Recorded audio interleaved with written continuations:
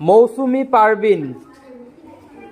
ভালেমান পৰিয়াল একেলগে বাস কৰা একোটা অঞ্চলক কি বোলে?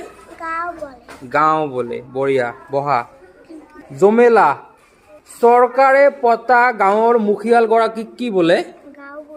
গাঁওবুঢ়া বোলে। বহা। ৰাইহানা। অধিক জনসংখ্যা থকা নগৰক কি বোলে?